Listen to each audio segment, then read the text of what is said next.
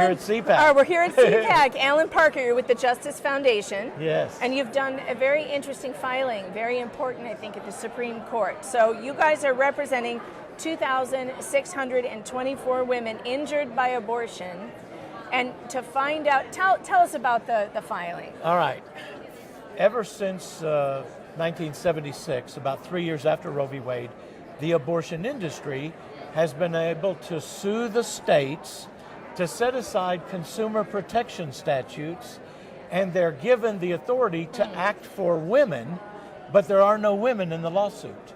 It's like the coal industry setting aside safety standards for minors and pretending that they speak for the minors. Right. And so now the Supreme Court, I believe the conservative majority, took this case to decide, should we continue to allow the abortion industry to represent women? And the injured women that we represent were lied to by the abortion industry about the basic facts of abortion. What is abortion? What is the nature of abortion? If you're going to consent to a procedure, you ought to know the facts. And the risks. Yes, and think about this. I think everyone would agree abortion is the most controversial issue in America today. Definitely one of them. If you went to a professional, wouldn't you expect them to give you both sides of a controversial issue and let you make your own decision? Yes. But and particularly if they were a doctor, the AMA requires doctors to do that. Sure they do. But they don't. What are the types of injuries that you're representing? The vast bulk of them are psychological injuries, because the Supreme Court since 1992 has said women can come to suffer devastating psychological injuries. But the abortion industry doesn't tell them that. They tell them it's safe. Here's one thing they told one of my women clients: 10 minutes, you'll never have to think about it again. And my client says, there's not a day go by I don't think about taking the life of my own child. Did you know that there's this thing going around social media right now, on TikTok in particular, where young girls, and I just saw it this morning, are live tweeting, or it's not tweeting, but they're live streaming their abortions as if it were a celebratory thing.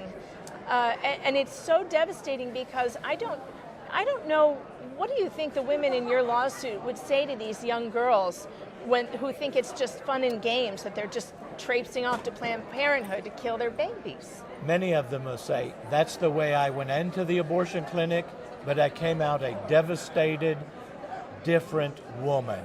And the me that was there died that day, as well as the child in my womb. Many women come to regret it immediately. For others, it may take a while, because you can have defense mechanisms. At first, there's relief sometimes, because there's a pressure situation if you don't want the child. But many, many women say, that was me. And many times they'll say, oh, I wanted to go on to college. Instead, I dropped out of college because of the suicidal threats, Sure. the depression, the drug abuse, the feeling worthless. I let men abuse me. Yeah. Because I didn't feel like I could even take care of myself. I couldn't even protect my own child. What worth was I? And it's interesting, because the people who want to push abortion on women are the ones saying that a baby will ruin your life. A Yes. baby will keep you from going to college. It'll keep you from an education. But what you're saying is some of these women are kept from an education because of the psychological damage of the abortion itself. That's exactly right. So it's not a promise that you're going to be, footloose and fancy free for the rest of your life. In fact, the doctors don't even care about you once you leave. One of our main clients in this case, her name is Cynthia Collins. Her testimony was cited by the Fifth Circuit Court of Appeals in upholding the Louisiana hospital admitting privileges requirement for abortionists, because Cindy started bleeding and hemorrhaging.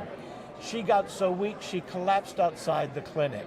She went back and then said, go to the emergency room. Right, they don't We're not have going a to take care of you. trauma No, center. they can't take care of problems Right. like that well, and they don't want to.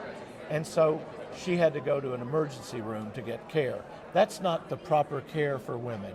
If you have an obstetrician, he puts you in the hospital, he's going to make sure you're okay. Right. He's going to go with you or visit you.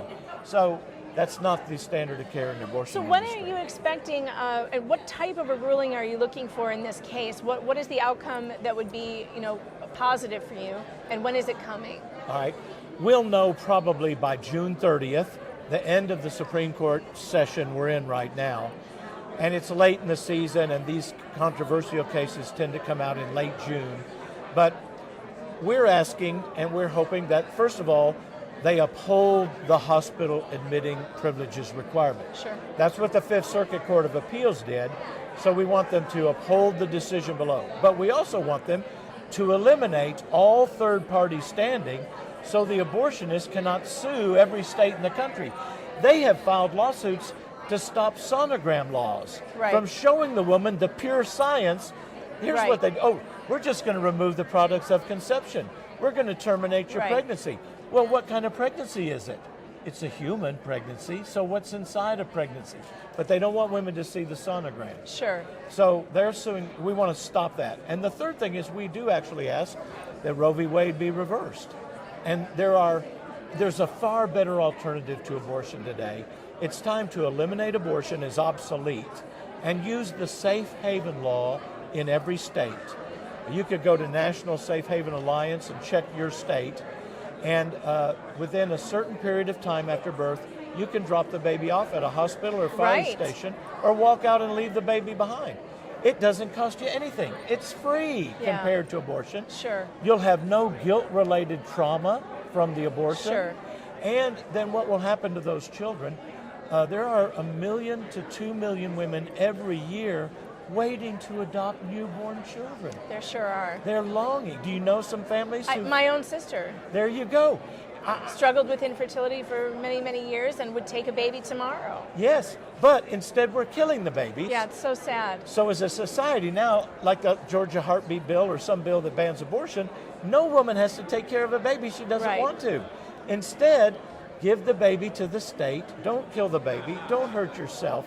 Give us the baby, and we'll give that to the families that are waiting to adopt children. It's a win-win-win. Where can people find information about, for one, your organization? Tell us where to find you. Okay, thejusticefoundation.org. We're a nonprofit charitable organization. We donate our services free of charge, and we have materials there on how to prevent forced abortion. Forced abortion is illegal right now, but parents do it to minor girls, men do it to women because they want their child aborted, and human trafficking and prostitutes are forced to have an abortion. Sure. So that's illegal right now. We can stop that. And then if they want the Supreme Court to reverse Roe v. Wade, they can sign the moral outcry petition on our website also.